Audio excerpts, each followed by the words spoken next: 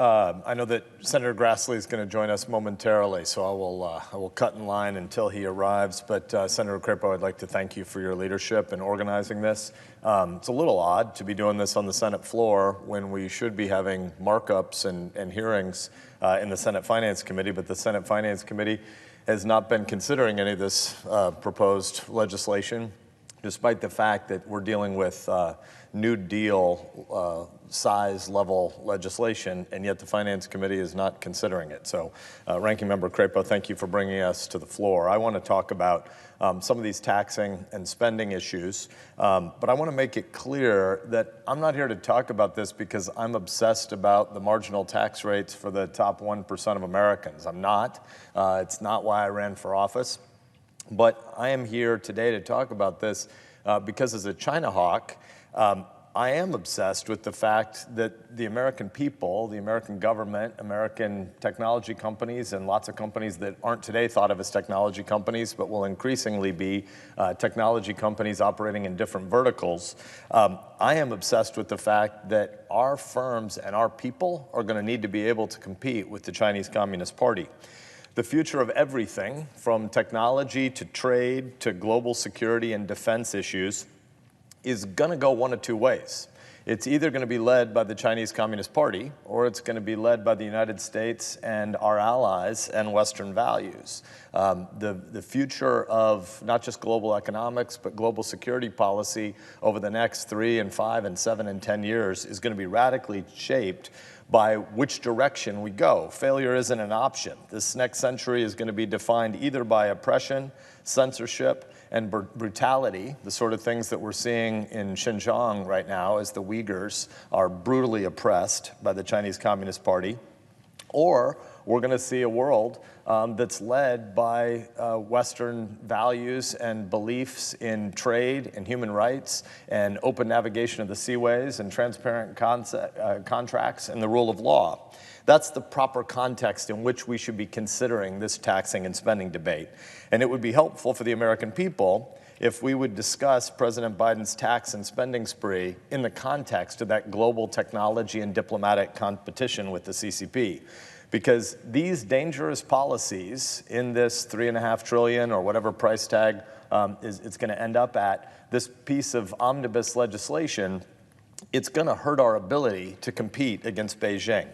Spending is out of control. The American people last November, just 10 months ago, elected an evenly divided Senate, and yet somehow progressives believe they have a mandate to radically remake America. You actually hear a lot of them use language about radically transforming America, as if an American public that voted for a 50-50 Senate was voting for some sort of radical remaking of American policy as a new, bigger, big New Deal. They've spent trillions of dollars that we don't have already this year, and now they're looking to add another $3.5 trillion to expand cradle-to-grave government propositions about how government should interfere and interact with the average American's life.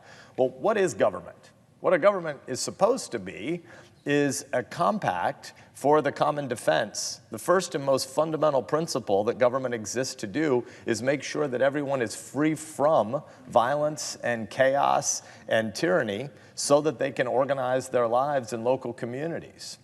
That's the first thing government's supposed to be, and yet we also believe that government has some social safety net responsibilities. Stated in a summary fashion, you might say that the government is supposed to be the Army, and we also have some social safety net insurance programs attached to them. It seems like when you listen to Senator Sanders speak, he thinks of it exactly the opposite. The government is a giant insurance company that just happens to own a Navy. And sometimes it sounds like he doesn't even really care if we own a Navy. He just conceives of the government as a giant insurance program where everything is compulsory and government decides what programs people need to have and what services they want.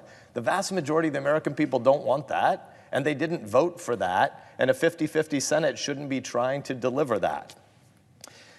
This year, the president and my Democratic colleagues have increased spending in every area, social, environmental, and economic policy related. If there's an opportunity to spend over the course of the last 8.5 months, they've taken it. A couple trillion here, a couple trillion there, and pretty soon you're talking about real money. Now it's the time to pay the piper, and my colleagues are talking about raising taxes. But this is not just any tax hike we're talking about. When you look at the corporate rate that we're looking at, we would be talking about the highest corporate tax rate in the industrialized world. These are just the new taxes, and yet even that doesn't pay for all of the new spending. So we're talking about new legislation that would radically raise taxes to the highest corporate tax rates in the industrial earth, and yet still not pay for all of the new spending they're talking about. When deficits grow forever, opportunities shrink. We have a member of the House of Representatives who, in her super telegenic way, figured out how to get attention last week by wearing a dress that said "tax the rich" on the back of it. What the dress should really read is "tax the young." Because history tells us very clearly, when you deficit spend at the level that they're talking about doing here, this is a tax of current, older, and wealthier people against younger people. That's how inflation works. That's how debt and deficit work. The dress should have read "tax the young." These are tax hikes that make communist China a much better business environment than the United States. Under the president's plan, Americans would have a 32% combined rate compared to a much smaller Chinese tax rate at their baseline nominal level. But it's important to recognize that the Chinese tax code currently incentivizes high-tech businesses with an even lower 15% rate. So we're talking about north of a 30% rate against the Chinese Communist Party trying to make sure they attract investment by taxing their technology and digital companies at a 15% rate. This is the definition of shooting yourself in the foot. My friends on the other side of the aisle are a lot of smart folks, and they know that tax rates actually matter for international investment and for competitiveness. And one of the ways you know they know is because for months, the Treasury Secretary, Janet Yellen, has been out seeking a global minimum tax arrangement. She's admitting the obvious truth that a new tax increase will saddle American firms with a burden that other companies across the globe don't have. The CCP is not going to bail us out, as we would potentially raise taxes to the highest rates in the world, by also raising their tax rates to bail out President Biden's domestic agenda. Beijing looks at our endless debt, at our entitlement crisis, at our tax hikes, at our disunity, and they see a strategic advantage. These China-friendly tax hikes would raise the cost of doing business in America. These China-friendly tax hikes would drive innovation overseas. These China-friendly tax hikes would lead to more corporate inversions.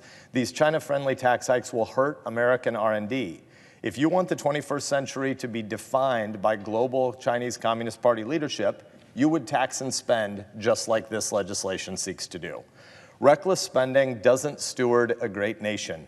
Super tax hikes do not promote innovation. Competition with the Chinese Communist Party is the defining national security issue of our time, whether my colleagues in this body want to admit it on a regular basis or not. And while the Chinese Communist Party plunders American intellectual property, steals American ingenuity, and pours investments into their state-run technologies, Washington is debating whether or not we should punish innovative firms and innovative Americans.